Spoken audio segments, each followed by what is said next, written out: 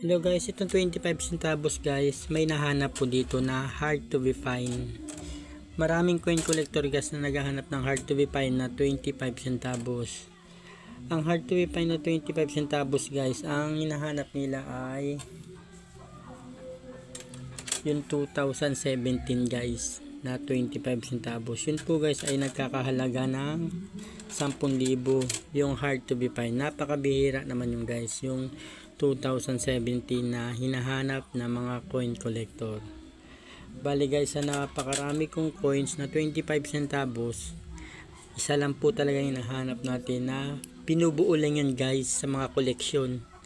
Yung collection na hard to be find na 25 centavos guys, kaya binabayaran ng 10,000 yun.